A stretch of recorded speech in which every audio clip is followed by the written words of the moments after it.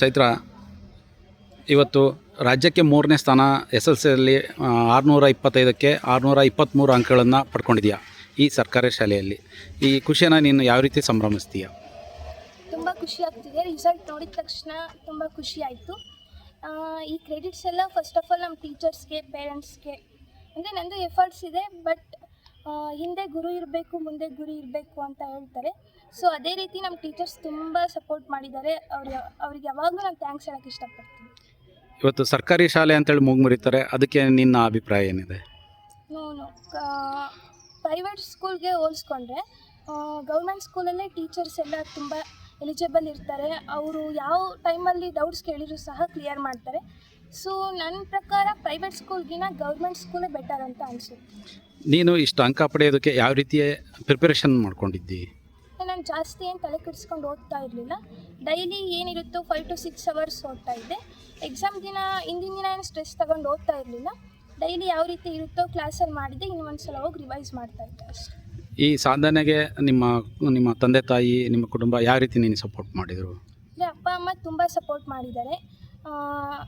Exam ಬರೆಯೋ ದಿನ ಹೋಗ್ಬೇಕಾದ್ರೂ ಅಷ್ಟೇ, ಯಾವುದಕ್ಕೂ ಗಲಿಬಿಲಿ ಆಗಬೇಡ, ತುಂಬ ಚೆನ್ನಾಗಿ ಎಲ್ಲ ಬರಿ ಅಂತ ತುಂಬ ಸಪೋರ್ಟ್ ಮಾಡಿದ್ರು.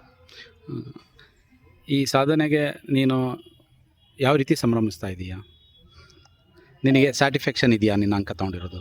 ನನಗೆ ಸ್ಯಾಟಿಸ್ಫ್ಯಾಕ್ಷನ್ 99% ಇದೆ, ಬಟ್ ಇನ್ನು 1% ಅದು ಪಾಯಿಂಟ್ ಸಮಥಿಂಗಲ್ಲಿ ಏನೋ ವ್ಯಾಲ್ಯೂಯೇಷನಲ್ಲಿ ಇದಾಗಿದೆ ಅನಿಸುತ್ತೆ. ನನಗೆ 625 ಬರುತ್ತೆ ಅನ್ನೋ ಕಾನ್ಫಿಡೆನ್ಸ್ 100% ಇತ್ತು.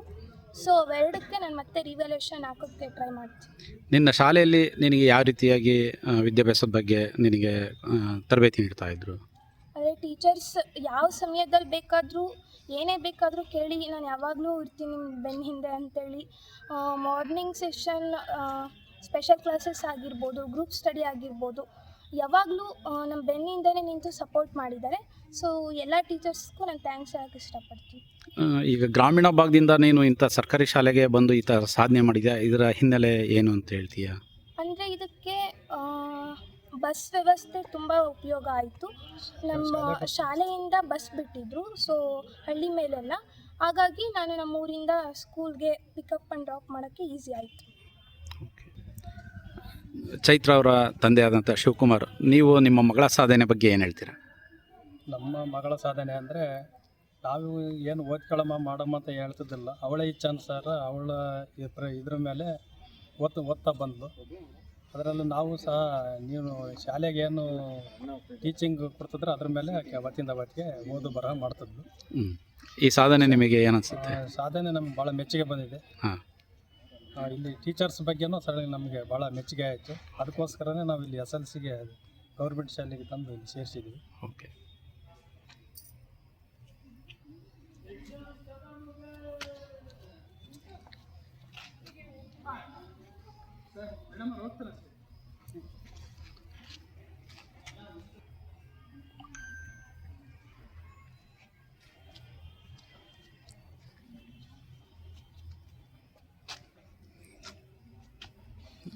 ಸರ್, ಈ ಸರ್ಕಾರಿ KPS ಶಾಲೆಯ ಮುಖ್ಯ ಶಿಕ್ಷಕರಾದಂಥ ಸಿದ್ದೇಶ್ ಅವರು, ನೀವು ಇವತ್ತು ರಾಜ್ಯಕ್ಕೆ 3ನೇ ಸ್ಥಾನ ಪಡೆದಂಥ ಚೈತ್ರ ಅವ್ರ ಬಗ್ಗೆ ನಿಮ್ಮ ಯಾವ ರೀತಿಯ ಅಭಿಪ್ರಾಯ ಪಡ್ತೀರಾ? ಮೊದಲಿಗೆ ಪಂಡಿತರಾಧ್ಯರ ಪಾದಾರವಿಂದಗಳಿಗೆ ನಮಿಸ್ತಾ, ಈ ಶಾಲೆ ಅವರ ಆಶೀರ್ವಾದದಿಂದ ತುಂಬ ವರ್ಷಗಳಿಂದ ತುಂಬ ಚೆನ್ನಾಗಿ ನಡ್ಕೊಂಡ್ಬಂದಿದೆ. ಈ ಏರಿಯಾದಲ್ಲಿ KPS ಅನ್ನೋದು ಎಷ್ಟು ಜನಕ್ಕೆ ಗೊತ್ತೋ ಅಷ್ಟೇ SSJP ಅಂತಲೂ ತುಂಬ ಫೇಮಸ್ ಆಗಿದೆ. ಇಂದ್ರಿಂದನೂ ಕೂಡ ಒಳ್ಳೆಯ ಫಲಿತಾಂಶವನ್ನು ಕೊಡ್ಕೊಂಡ್ಬಂದಿದೆ. ಅದರಲ್ಲಿ ನಮಗೆ ಈ ವರ್ಷ ಚೈತ್ರ 623 ತೆಗೆದಿರೋದು ನಮ್ಮೆಲ್ಲ ಶಿಕ್ಷಕರ ಶ್ರಮ, ಹಾಗೆ ನಮ್ಮ ಜಿಲ್ಲೆಯ MP MLA madam, MP madam, MLA ಸರು, BO DDP ಇವರ ಬೆಂಬಲ ಮತ್ತು ನಿರಂತರವಾಗಿ ಅವರು ಮೀಟಿಂಗ್ಗಳನ್ನು, ಸಭೆಗಳನ್ನು ತಗೊಳ್ತಾ ಇದ್ದಿದ್ದು. ಜೊತೆಗೆ 3 ಪ್ರಿಪರೇಟರಿ ಏನು ಮಾಡಿದ್ರು ಮತ್ತು 4 ಮಾಡಲ್ ಕ್ವಶನ್ ಪೇಪರ್ ಬಿಟ್ಟಿದ್ದು.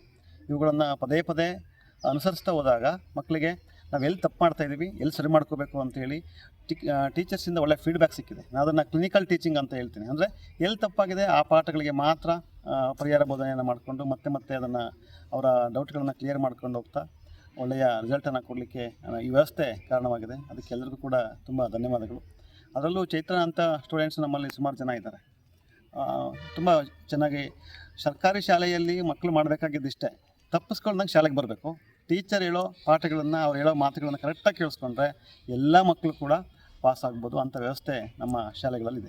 ಸರ್, ಇವತ್ತು ನಿಮ್ಮ ಶಾಲೆಯಲ್ಲಿ ಗ್ರಾಮೀಣ ಭಾಗಕ್ಕೆ ನೀವೇ ಶಾಲೆಯಿಂದನೇ ಶಿಕ್ಷಕರು ಒಂದು ಬಸ್ ವ್ಯವಸ್ಥೆ ಮಾಡಿದ್ರಿಂದ ಈ ಸಾಧನೆ ಅಂತ ಚೈತ್ರ ಅವರು ಹೇಳ್ತಾರೆ. ಇದ್ರ ಬಗ್ಗೆ ನಿಮ್ಮ ಅಭಿಪ್ರಾಯ ಏನಿದೆ ಸರ್? ನಿಜವಾಗ್ಲೂ ಖಂಡಿತ ಹೌದು. ಮಕ್ಕಳಿಗೆ ಗ್ರಾಮೀಣದ ಪ್ರದೇಶದ ಮಕ್ಕಳಿಗೆ ಶಾಲೆಗೆ ಬರೋದು ಹೋಗೋದೇ ಒಂದು ದೊಡ್ಡ ಹೊರೆ ಅನಿಸುತ್ತೆ. ಯಾಕಂದರೆ ಬೆಳಗ್ಗೆ 1-2 ಗಂಟೆ ಬೇಕು, ಸಂಜೆ ವಾಪಸ್ ಹೋಗ್ಲಿಕ್ಕೆ 1-2 ಗಂಟೆ ಈ ಗ್ರಾಮೀಣ ಪ್ರದೇಶದಲ್ಲಿ ಬೇಕು. ನಮ್ಮದೇ ಬಸ್ ವ್ಯವಸ್ಥೆ ಇರೋದ್ರಿಂದ ಬೆಳಗ್ಗೆ ಅರ್ಧ ಗಂಟೆ, ಸಂಜೆ ಅರ್ಧ ಗಂಟೆಯಲ್ಲಿ ಆರಾಮಾಗಿ ಹೋಗಿ ಬರ್ತಾರೆ. ಅಲ್ಲಿ ಒಂದು 4-5 ಗಂಟೆ ಅವ್ರ ಮಕ್ಕಳಿಗೆ ಉಳಿಯುತ್ತೆ. ಅದನ್ನು ಓದಲಿಕ್ಕೆ, ಬರೀಲಿಕ್ಕೆ, ಅಭ್ಯಾಸ ಮಾಡಲಿಕ್ಕೆ ಬಳಸ್ಕೊತಿದ್ದಾರೆ. ತುಂಬ ಉತ್ತಮವಾದ ಈ ಊರಿನ ಜನರ ಸಹಕಾರದಿಂದ ಅದನ್ನು ನಾವು ಮಾಡಿದ್ವಿ. ಸರ್ಕಾರ ವ್ಯವಸ್ಥೆ ಮಾಡಿದರೆ ಇನ್ನೂ ಉತ್ತಮವಾದ ಫಲಿತಾಂಶವನ್ನು ಸರ್ಕಾರಿ ಶಾಲೆಗಳು ಕೊಡ್ತಾರೆ.